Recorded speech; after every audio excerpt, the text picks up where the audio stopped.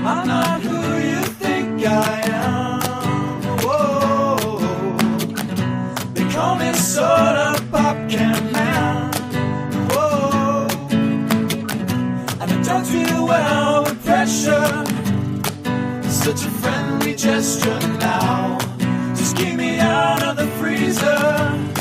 And don't give me the cold shoulder. 'Cause I am just a fragile can. Crush me, crush me, crush me with your hand.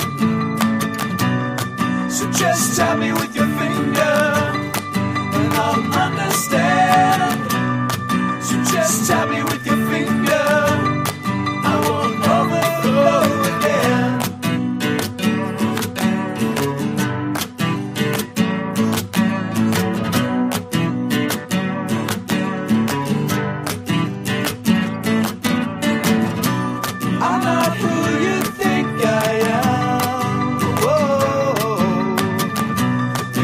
Sort of pop can man. Whoa. 'Cause I don't do well with pressure. It's such a friendly gesture now. Just get me out of the freezer. And don't give me the cold shoulder. 'Cause I am just a fragile man. I'm a castle made of sand. Here comes the tide again to wash me out to sea.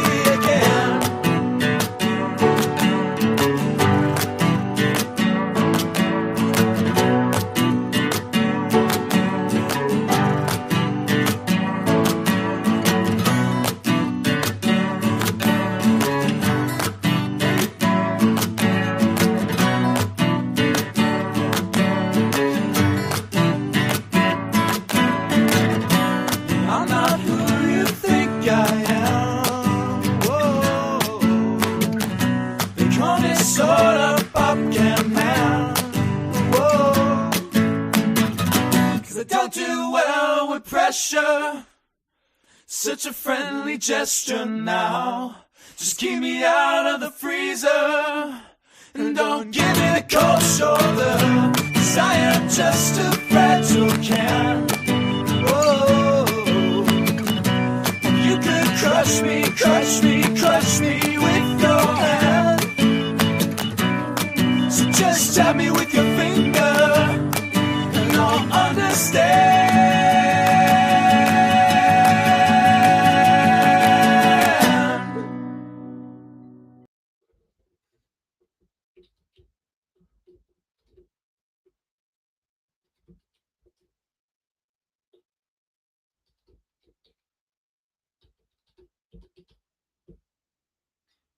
Oops.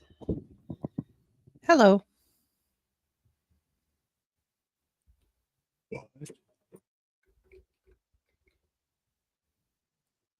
Hi.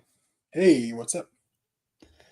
Oh, nothing. Just saw you were live streaming, so I thought I'd come work on Hebrew while I talk to you. You just happened to come right by here, huh? I got, I have a very, very small list of channels that I get notifications when they go live. And one of them is yours. Thank you. I need to remove some of the ones on my list. Okay. Well, I saw you in my stream earlier. That was my friend playing music. Hey, Deborah, Shannon, B Blues, allergic to math. I like that. Let's see. Let me hit that link, make it pinned or whatever. What's new? Oh, not much. Just working on trying to untangle a Hebrew mystery. What's that? Tell me about it. Somebody asked me about the difference between not good and raw. So not tov and raw. Because we were talking about if in the eschaton after the eschaton, and we are reunited with God as we're supposed to be. Mhm. What happens to the second tree? Because if it's put in the garden in the first place, the word raw does not always necessitate a moral corruption to that word that it gets translated as evil, which is not the best translation of that word. So if God puts it in the garden in the first place, it can't be morally corrupt because that is a sacred space full of the holiness of God. Therefore, you can't put something evil like that by design of God in the garden. It couldn't exist in God's presence, really. So I'm open to that idea. But then, and as I was like, well, what happens to that tree? What happens to that, the lesson that we learn? Because, God uses Ra in the prophets, and Ra is also Calamity. There's a lot of different ways that can be used. Thunderstorms are clarified as Ra, natural disasters. A carnivore animal eating an omnivore animal is Ra. So it isn't necessarily, and there are some very specific, it can be used as morally corrupt evil, but when Hebrew really wants to drill down on that, there are much more specific words for that get used as well. So so somebody asked me, well, what's the difference when God says it's not good, but versus when it's raw? And I was like, that's a really good question. So I'm starting to drill down on the difference between in Genesis 2 and 3, not good and raw as in evil. So. Yeah, you could even say, even if it is evil in some real sense, some moral evil, I actually do think it's connected to moral evil because I think they, in some sense, open the floodgates to disobeying God, who is good.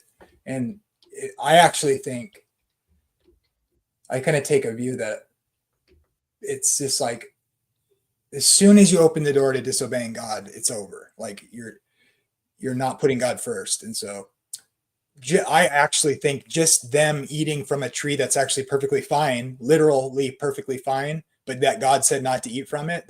It's just the act of deciding to say, God said not to do that, but I don't care. I'm going to eat it.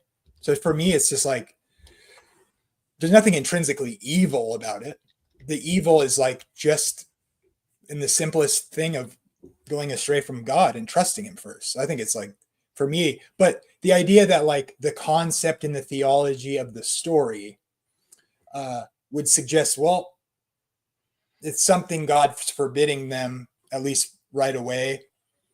And then it would like say hypothetically they didn't disobey God. Is there something about the tree and the theology of that idea that would have been like unfolded for them to sort of uplift them to understanding, say, God problems or whatever? I think you have to understand, sorry, but I think you have to understand why the tree is put there in the first place. That's definitely going to affect how you see that whole thing playing out. Why is the tree of the knowledge of good, of Tav and Ra, put in the garden in the first place? Why? Is it an unpassable pass-fail test? That's going to change your whole understanding of everything that follows. So you have to figure out and wrestle out, why is the tree there in the first place? What's the point of it? Some have said, I agree totally with what you said. I would say I'm open to the sort of early church view that what people said about it. I would just say though, it's just like my view. I think it's just obviously evident. Like, but that seems like that could be a sort of a area of there too. And I would say it is a test in some sense, because if you say it's not a test, then you have to almost sort of go towards the direction of they had, like it was inevitable that they fell. And my intuition on that is no, they didn't have to disobey. So like, if that's true, then it's a test in some sense, I would say. What do you think about that? Yeah, I personally don't think that it was that it was a no pass fail test. I don't think it was set up to fail. I don't. So I think that was definitely a deliberate choice. Man makes a choice from the very beginning. And I don't think that they were necessitated to make the choice for the fall to happen. But because they made that choice, now God has to deal with helping redeem man back to where he wants them. Well, I suppose you're as saved as I am. Oh, well, maybe. Yeah, most people growing up would have told me that I have hair like a woman, and to them I say, no, sorry, I'm a man. I'm very manly, and so kiss my butt. I don't wear my hair like a woman. I never will. Okay. Oh, you need a scholarly SDA systematic theology recommendation. We'll talk to Matt about that. His father-in-law wrote one, so or contributed. It was an afterthought to defend our position. Nice hair, Jamie. Thank you. Thank you. I have a manly tail. I mean, have you seen like Last of the Mohicans? Have you seen Legends of the Fall? Don't tell me that's a girly man. It's a ladies' man. Okay. Anyway. Okay. No ponytail. It's not a ponytail. It's a stallion tail. Okay. I'm sorry. Yankee tail. Nobody be yanking on this tail. Okay. Do you take an Nazarite? That's none of your business. No, I'm just kidding. Link is pinned, by the way. Where do you want to go next, Amber? Look, they broke the 10 Commandments when they ate from the tree. That's my final thought. Well, how do they break something that wasn't in existence yet? Oh, I don't mean the 10 Commandments as given written down at Sinai on the Mount. I mean the characteristics of what it means to be human that are codified in the 10 Commandments that would always be true so long as we're made in the image of God and He's creator. Okay. What do you think about that?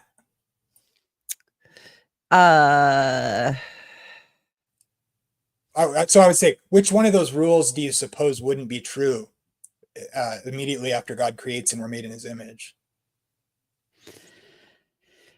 Why do they have to be so specifically defined as that many categories? It doesn't have to be.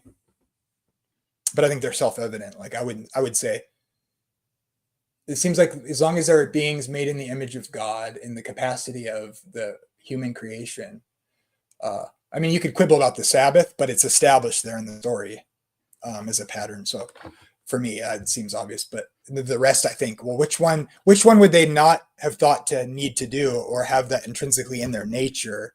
You know, I'm supposed to put God first, listen to what He says. I'm supposed to, not make idols or, rob from things that aren't mine and, that sort of thing. I mean, I don't think He gave them like, hey, I have these 10 commandments. I don't think that's necessarily the case. I just mean principles. Seems like they would have to be true because, well, they exist in the world before Sinai too. So that's kind of interesting. I guess that doesn't really matter.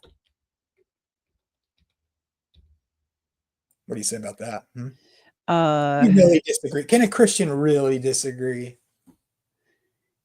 I would say that it doesn't need to be that complicated. I think it needs to be just as simple as Jesus said, love your neighbor, love God. That covers everything in the 10 and the whole rest of the list of all of the instructions right there. That's as simple as it needs to get. It's fine. Sure. That's evidently true as well. But if you tell me you're loving someone and before they gave the 10 Commandments and you've taken stuff that's theirs that isn't yours, then I'm going to say, well, that's stealing and that's a sin. That's all I'm trying to say. Like, they're just, in that sense, like, okay, which one of those rules, when they're written down, can you not abide in and say you're loving someone? It just doesn't seem like it. Maybe the Sabbath, I guess, but you could love God without keeping the Sabbath, I suppose. But the rest seem like you can't, and that would always be true. That's all. We can move on. I'll give you the last word on that. No, you're good. You're not saved, Jamie. Moving on. Okay. Now, next. So, what do you think about the evil? Where are you leaning with the raw thing? I'm curious. Well, I'm just getting ready to. I was just making my way there. I didn't even get that far yet, and I'm still stumbling my way through Genesis 2, just getting totally rabbit trailed, sidetracked on all of the really good, fun stuff in here that I haven't even made it to the trees yet. I have still in like verse 5, I think. I haven't even made it to Tav and Ra. So I'm just having fun enjoying Hebrewing for no other reason than just Hebrewing today. Shebrewing? Pretty much. Hebrew, that's for sure. Yeah. What are your thoughts on deporting people who don't have... You want to get political for a minute? You can. I don't know that I necessarily have to answer that question. Hey, Josh, how is it going? I've been watching this show that Terry likes, so I've been hanging out over there, and this guy who's he was talking about this pastor that prayed, so they brought up on the show this pastor who had posted a video, and he was explaining that in a kind of naive way, I thought, but he seemed like an old kind of dude, like an old pastor who you'd probably trust, but he was like, he got caught, I don't know, near a strip club, like trying to get strippers to come to church or something. And he was explaining himself as like, I'm just trying to get people saved and get people into the church. And he seemed like a really harmless old dude, but to me, that's so stupid and naive. So like, he's past his prime. He wasn't like the young hipster pastor. He was defending what he was doing. And the guy on the show is like, he's like a guy my age, sheltered sort of Christian guy that's not married or whatever. And I thought his answer was naive. He thought it was just fine that the guy was doing that. And I was just thinking, dude, you don't do that. What do you think about that?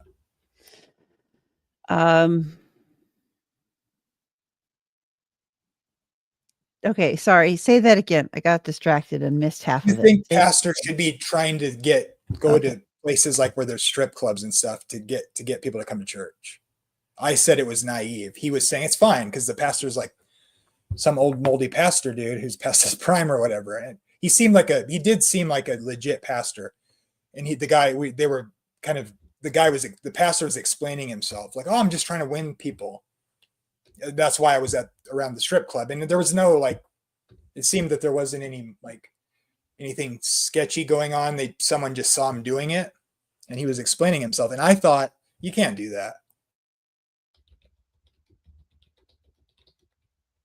So I'm just curious what other mature Christians think about that. Yeah, I think you've got a few things going on there. I think one, Jesus went and had, brews with the bros that were tax collectors and sinners and was able to do so without sinning. So I think if Jesus can set that example and expectation, then we definitely also need to be with those who we would, consider, they're just, we need to hang out with the sinners too. And Richard is I also think I also think that in doing that, there needs to be wisdom to not step into a context that's going to cause you to sin. So if you know you have a problem with lust, going to evangelize at a strip club is probably not the best idea. But if it's something for you that lust is not as big of a hindrance, it's not a big of a problem, then yeah, that could be something that you could do. And maybe that is the context that women need to be stepping into. More than something else, because that's going to be less of me having to have pole dancing women in my face the whole time if I'm talking to people is not going to be a big problem as it is for you. I mean, it just isn't. Exactly. So I think for women's ministry, if you feel led in your city or your town and you have a heart for the strippers, then send the women, send the wives, or, it just seems sketchy. I think sending an alcoholic to evangelize at a bar is a bad idea, you know? Like, sending someone who has a problem with, um like, if you have a problem, like being responsible with money and not spending beyond your means, sending that kind of a person into a place that is like going to encourage you to buy stuff is a bad idea. Sending someone to evangelize into a situation where it's going to cause them temptation and going to cause them to stumble it's a bad idea. But if that's a um something that's not a problem, like it's not one of your particular hangups, then absolutely, then go for it. If that's the context that, if you find yourself in a situation that's not something that is going to cause you to stumble, then absolutely dive in and evangelize, but don't go into the places that for you are a weakness intentionally, because you're going to get yourself in trouble that way.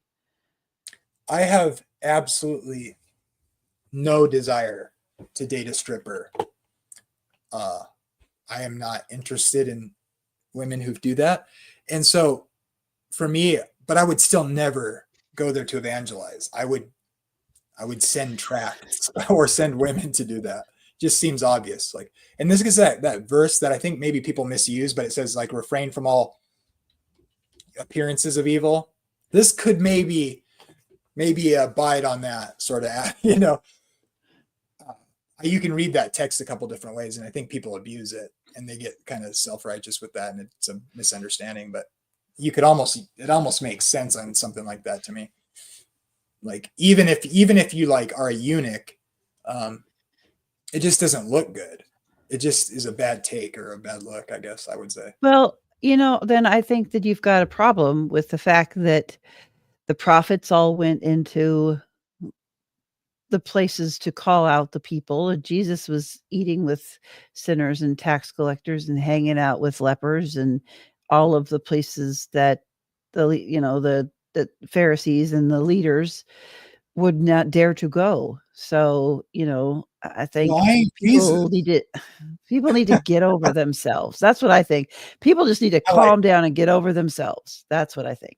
Fine, I'll go to the strip clubs. Fine, please. It's pushing me. You're so pushy. Fine, I'll do it. I'll take one for the team. I wouldn't want to be a works-based salvationist, so geez, fine. Oh, good grief. I hear you, though. That's a good point. The answer to Josh Davidson's question there, I think it would depend on if he liked their chicken or not. I am quite fond of Hooters chicken.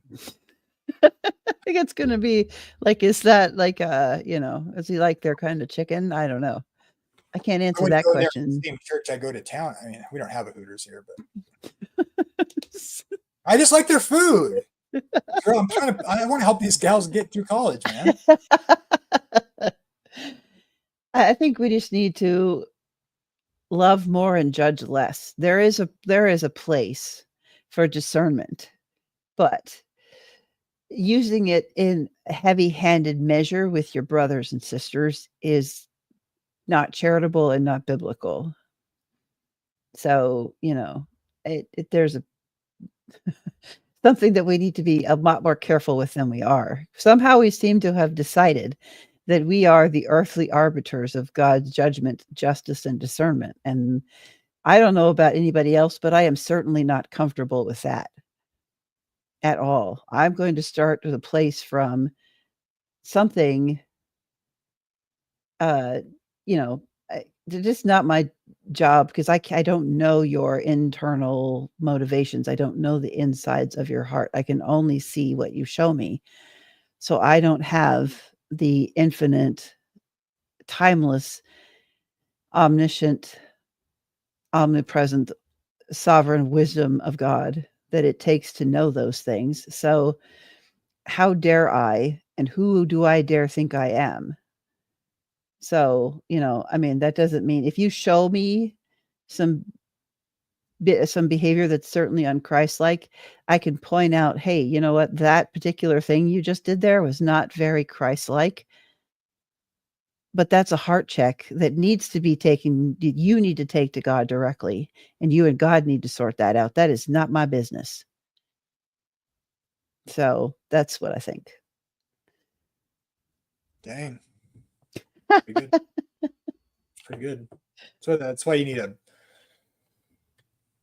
that's why I think there needs to be men's groups in churches and stuff for the young men to be counseled. I think you need a good spiritual mentor and someone who can help you figure out how to wrestle with those things with God. But even ultimately, that needs to be done between you and God. That is a thing that is so okay, we're going to get into like patterns and patterns and patterns and fractals here. Okay.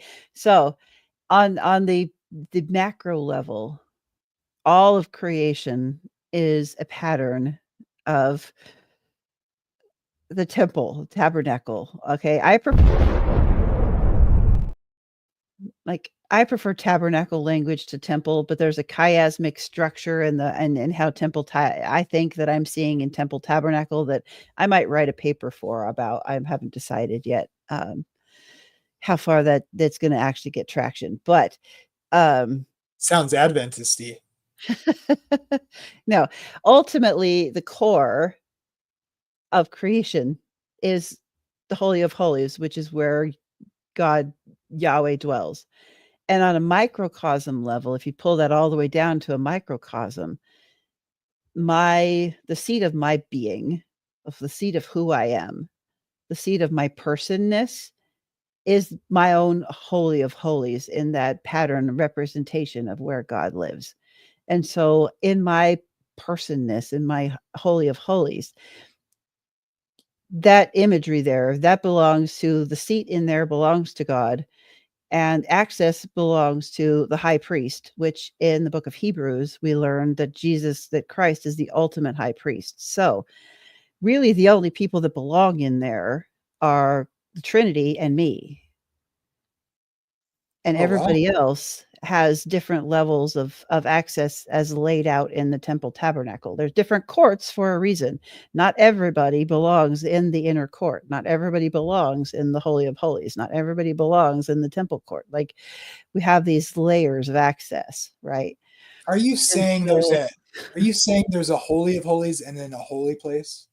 I'm saying that the holy place and the Holy of Holies on a pattern level, so fractals, it's all going to align to the same space on a micro, macro, all the way up, all the way down. It's all going to align in the same thing. That's what I'm saying. I agree. I'm an Adventist. Yeah, everybody's sick, man. How are you doing? I'm doing good. I had my head x-rayed yesterday. No infection. No infection. Then I went to the inpatient Mennonite clinic, and he looked in my ear and he said it looked fine, but it hurts. So I don't know what's wrong. I got all my dental stuff is good. All my no infections. Didn't see anything. Went all the way to Spokane, and then on the way back, I was like, well, I'm going to go to inpatient. It must because it's this side of my head, and it's like there's pressure in there. And he looked in my ears, and he's like, your ears look perfect, both of them. And so I got a pain in my eye and pressure right here, and it hurts down in here. So I don't know what's wrong. I'm a little bit scared. I think that there's a lot of people right now that I know that are dealing with a lot of different life things and illness and just all kinds of stuff. I really think that in the circles of friends that I have, a lot of people are under spiritual attack, and that takes a lot of different forms. Sometimes that can be undiagnosed symptoms. Sometimes that's just depression. Sometimes that's job losses. Sometimes it's just life really sucks right now. And you're just, because I think there's, for so many, it's just, there's something that's peaking in spiritual warfare. I have no idea what, I have no idea why. I have not got the perspective nor the sovereignty or the omniscience to understand it or to know why. It just seems like there's a peak in this whole cosmic battle that's going on at the moment. So I don't know. So everybody in the chat, pray right now for healing for everybody and for God to send angels to defeat the enemies that are not This seen. is where Thank you. God's armies just definitely need to be called in. That's what we need to do. If you don't join us right now, I'm praying silently. I'm not going to do it publicly, but everybody, if you're a believer, please do. Do you believe prayer works? I do. So let's try it. And then you can let me know when God does something in your life, and you can message me, and I'll make a video about your testimony of that, of God doing it. So go for it. Let's do it. We're asking for healing and spiritual protection for all the saints and believers. And I'm kind of scared because I don't know what's wrong with my head. Okay, what's up, Pope? My blood pressure? How are you doing? Two of my favorite guys. My Were your favorite favorites so three-person much chat you thread. lost the ability to count? I do. I'm like, there's 3 pictures there, and the 3 of us are in my favorite Facebook message feed that I interact with people in. So I'm like, oh, it's the favorite 3, but that includes me, so that doesn't work very well, does it? The 3 amigos. Yeah, pretty much. Jamie, I'm you've gonna go never refill my sounded water smarter. really quick. I'm gonna go refill my water really quick. I'll be right back. Oh, is my Muted, mic on? Jamie. Yeah. I don't even think your head exists.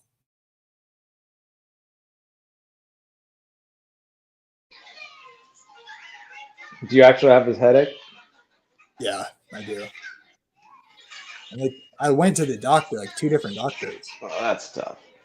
and nothing. Because I had that demo work done, and so I was worried about that. So I thought I better go to him first. Nothing. It's perfect in there. And then on the way back, because it's like at night it's bad, like in here, I figured I must have an ear infection then. And I got like a headache on this side, and he looked in my ears and he's like, they're perfect. There's nothing. And I was like, oh, okay. That'll be a good line to flirt with people. Girl, my ears are perfect. The doctor said so. Yeah, that's right. Speak of the devil. And then there's I'm like, it's a little bit scary because, you know. So explain all this SDA stuff to me, because I was talking to a prominent critic of SDA who will go nameless, although he recently appeared on the channel where you and I were going through a certain debate. And he argued that y'all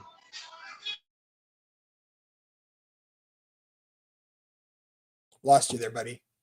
Hey, Terry.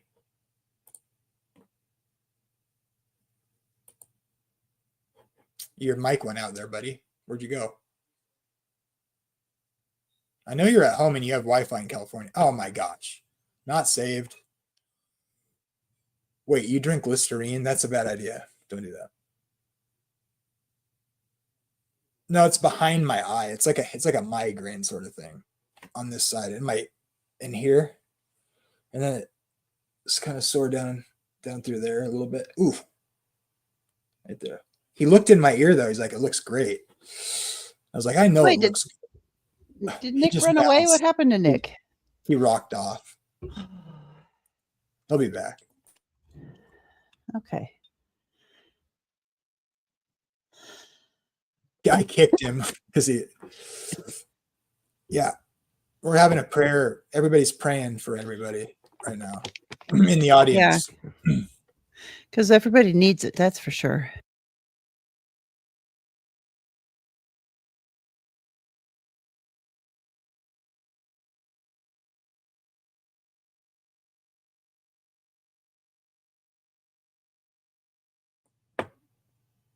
Okay. Nick got raptured. No, I booted him. He fell. Lost his salvation. You gargle? Yeah, gargle. Oh, he doesn't drink it. That's Gargling. good. What are you gargling? Nick got raptured. I'm not. I wouldn't surprise me one bit if Nick got raptured out and the rest of us are stuck here. Poof. Yep, poof, he's gone. Oh, yeah, dude, come on, bro. Lying. Lying's a sin. And I heard all the cartoons in the background. Anyway, Nugs come is back. awesome. Hi, Nugs. Hi, Nugs. Come How you back. doing? Come back when you're saved. Just kidding. He's my favorite Baptist almost. But he's pretty cool. So basically he argued that y'all think of Michael the Archangel as basically a problem. Yeah, I mean, I have videos about that. I thought I explained it pretty well. Oh, Ralph's here. What's up, Ralph? Yeah. G'day. Oh, I just thought I'd pop in. Good day. Hey, Ralph. How are you? It's good to see you again, sir. Well, thank you. Yeah. Yeah, I was just considering what you're talking about with the sanctuary and that. Something I've come to see is that the Ark of the Covenant is not really representative of the throne of God.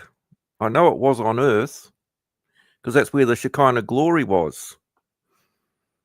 But if we look at, is it Isaiah or Ezekiel, where Satan wanted to ascend into the side of the north, okay, because that's where the throne of God is. So what actually represents the throne of God in heaven is a table of showbread.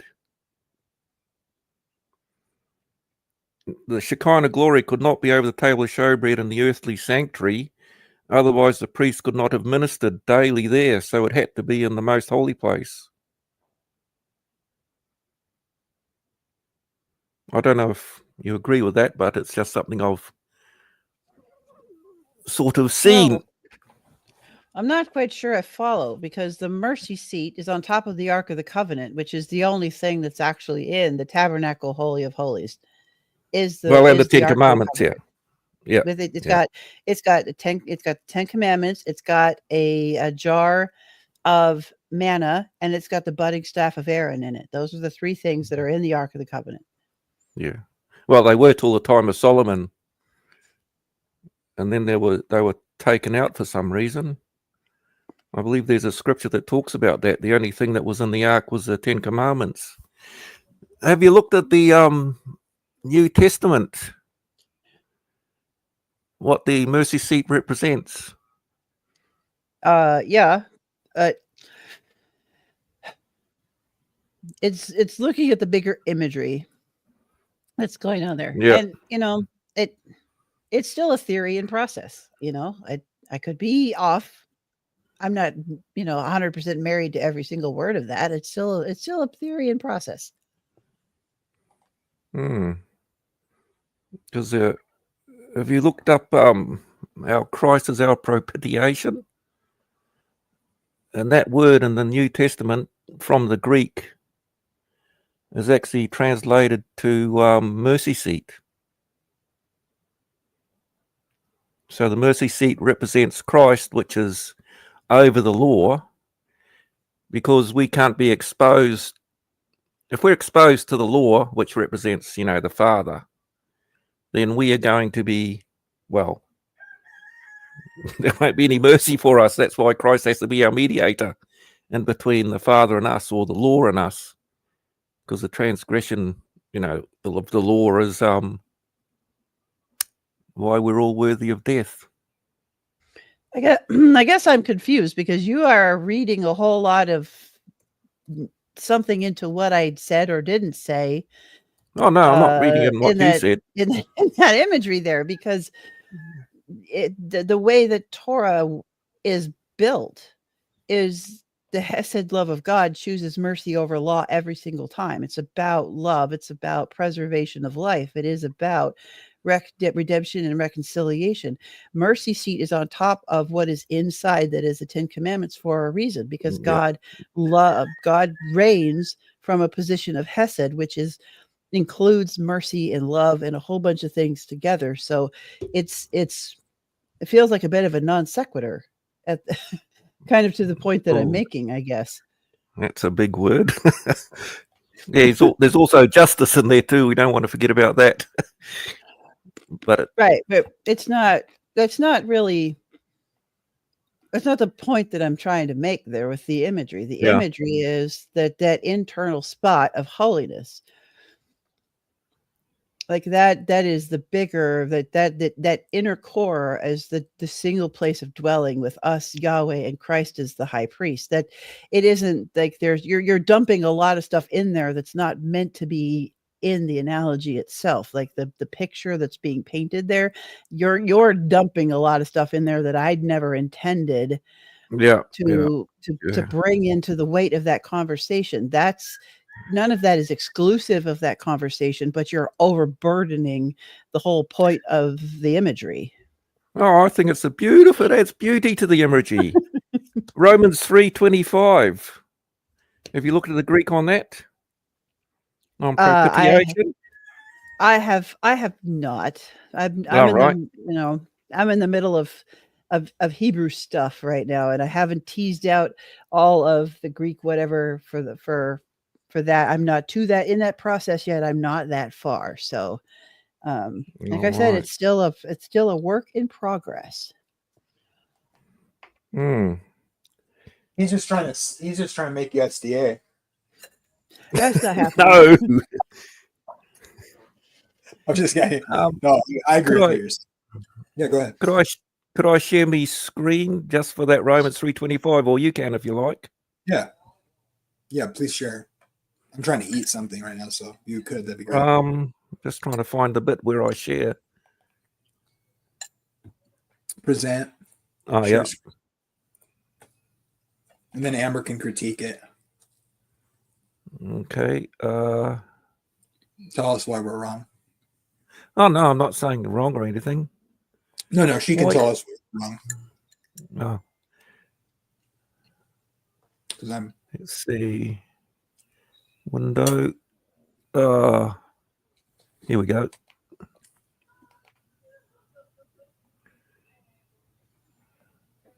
The browser can't access your screen. Oh, present. Share screen, then go to window and click on yeah. it. Share. Screen.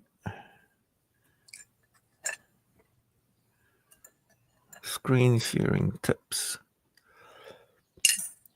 Go to window. eSword. Yeah, you Is probably it have to there or share. not? Yeah. Yep. There you go. It is there. Okay.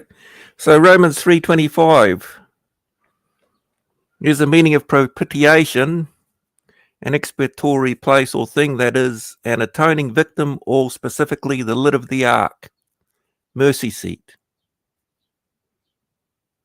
So that's the representation of the mercy seat, an atoning victim which represents Christ, which I thought was really neat. Yeah.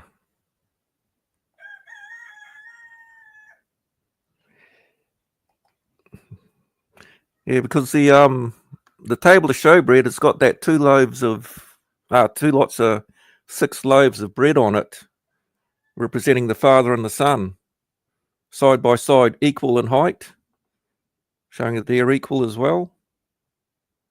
And once again, being in the side of the north, and that's the north side of the sanctuary, and that's where Satan wanted to ascend to.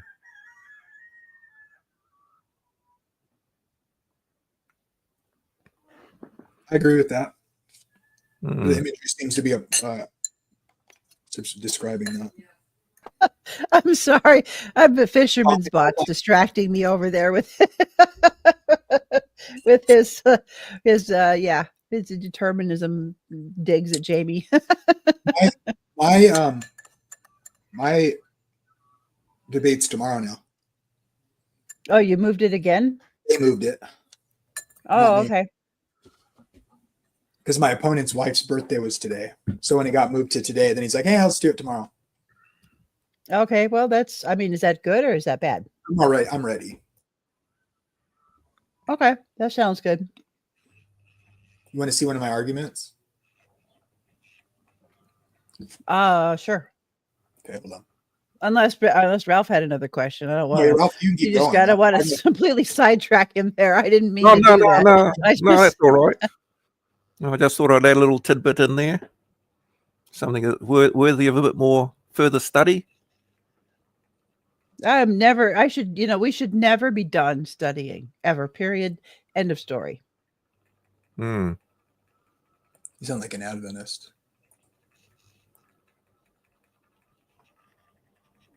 I'm just giving her a hard time.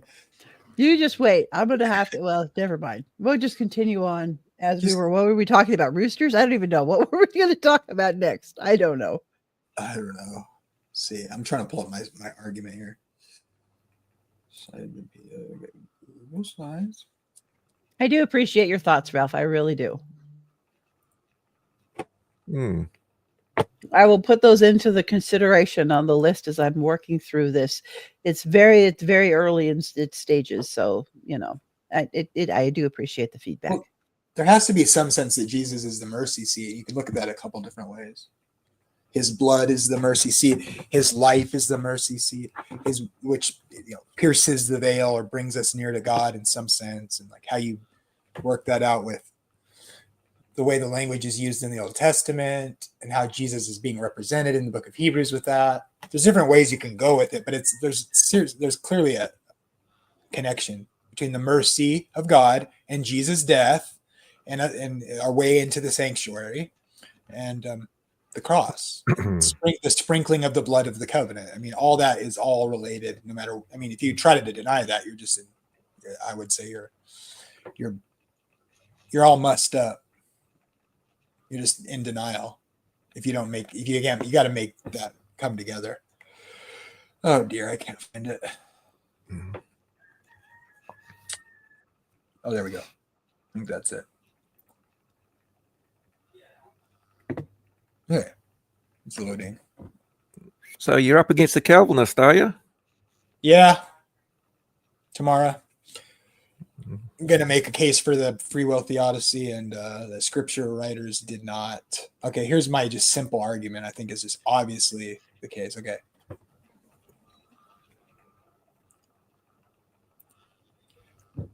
God is not the author of confusion. Premise 1. Premise 2, God can't lie. Premise 3, God cannot determine contradictory or confused beliefs. Contradictory beliefs exist. God does not exhaustively determine all beliefs. Those are the facts. It's not a very good syllogism, but you know what I mean? It's like, dude, if God can't lie and he's not the author of confusion and believe, I guess I don't know. What do you think? Any thoughts? In other words, if God determines everything, then he determines people to believe false things, which means he determines lies. And that would contradict scripture. Yes, well, we know that Satan's the one that brings up the falsehoods, don't we? So his beliefs. Yeah, it seems pretty simple. Look, God doesn't lie. I could make it more succinct, I guess, but it's just like, look, these are facts in scripture that the text says. Are you going to go behind it with philosophy and say God does determine people to believe false things? Because some false things that people believe cause sin. So I think it's obvious that God doesn't determine confusion. And so that means he doesn't determine people to sin. This seems so obvious. It's like, why do you have to write it out? An enemy has done this. What part of that don't you get?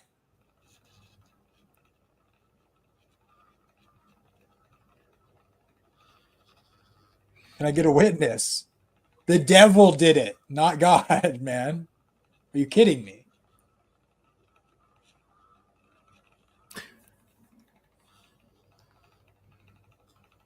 Am I mean? Was I mean? I'm sorry. Were you what? Are you being mean again? Because you can be mean sometimes, and I have to call you out when you are being mean. Are you being mean? I love people. I just Yeah, but you are mean to them stop saying my sometimes. God causes people to sin. Stop telling me the guy God says causes the little ones to stumble. That's the devil. Jesus says it'd be better for that guy to be drowned in the sea with a millstone around his neck. Don't tell me I didn't God. say you hey, you shouldn't I didn't say you shouldn't correct people when they say erroneous things. I'm just saying don't be a jerk when you do it. That's what I'm saying. Thanks. Yeah. Me too. I like Matthew 25:41.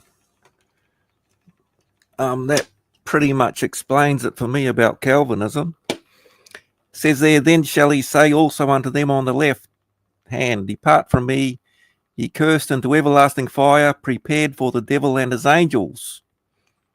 So everlasting fire has only been prepared for the devil and his angels. Everyone else has a choice if they want to be there or not.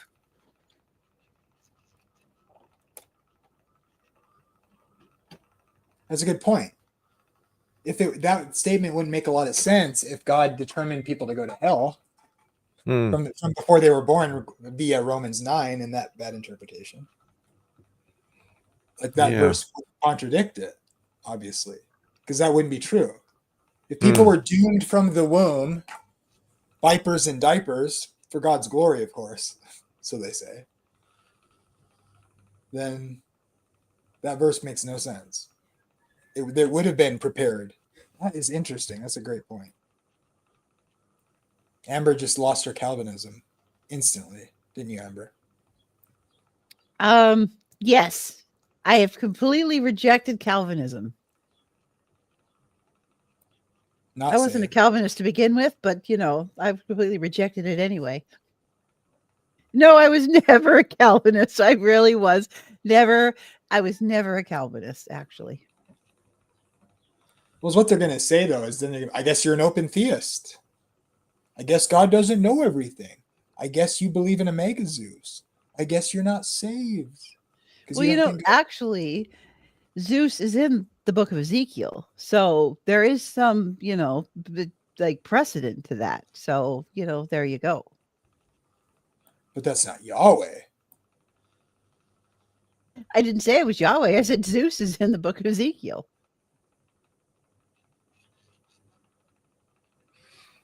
What was that statement? Foreknowledge is not... No. Predestination. Yeah, it seems like determinism. Knowledge does not equate to causation. Predestination is a different thing than foreknowledge. They're not the same thing. Yeah. If exhaustive determinism is true, divine determinism is true, then they would basically be the same thing. It seems like. If God determines all things that come to pass based on his knowledge, then why would those two words need to exist as different words? You could wonder.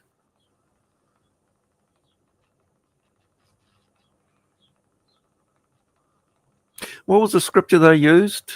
Trying to show that is it in Isaiah or something? About the foreknowledge of God?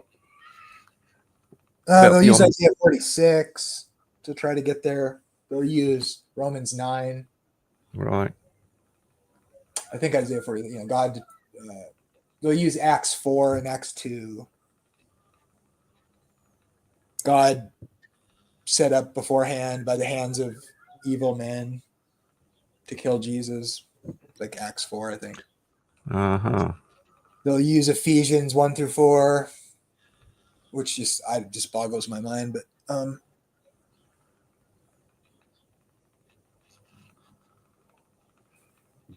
and these are actually the early teachings of Calvin, are they? Which one? Well, Calvinism, I suppose. Did he always think like that, or he got it from Augustine, and a lot of it from Augustine? Oh yeah, which some people think is a saint. I know. Which is fine. Maybe he was, but I mean, he brought a lot of weird stuff. I think he's a really intelligent person, but Second Thessalonians says the mystery of iniquity does already work. That's what Paul said. So how can we trust any writings unless we compare them to the scriptures, even from Paul's day? Because I hear people talking about, oh, this guy was an apostle of John the Revelator, and from that connection, they think he must be telling the truth. But we can't do that.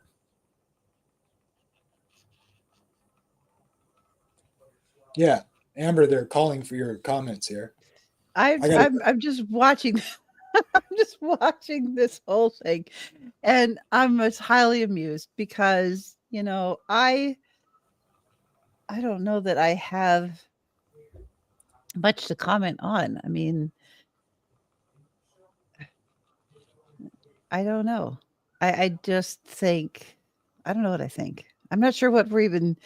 Am I supposed to be commenting on Calvinism? Is that what I'm supposed to be commenting on? I'm not sure. I don't care. My ear is hurting really bad, so I don't. Okay. I'm a little confused because we got several conversations going on over here in the chat at the same time, and I'm getting a bunch of messages from people, and I'm just like trying to have like 8 conversations at once. So I'm a little confused. Yeah, I'm gonna have to call it, you guys. My ears just I gotta figure something out here. I gotta get some medicine or something. But thank you for coming. I appreciate it. All right. Well, I hope you feel better. I'll be praying for you, and hopefully your ear gets Thanks. better Yeah, soon. please pray for me. It's good to see you, Ralph. Amber, I'll talk to you. Yeah. I'm gonna call you later. Please come No back. worries. Sorry. All righty, everybody. Have a blessed day. I'll be praying for all of you. Ralph, thanks for stopping by. It was a privilege and an honor as always, sir.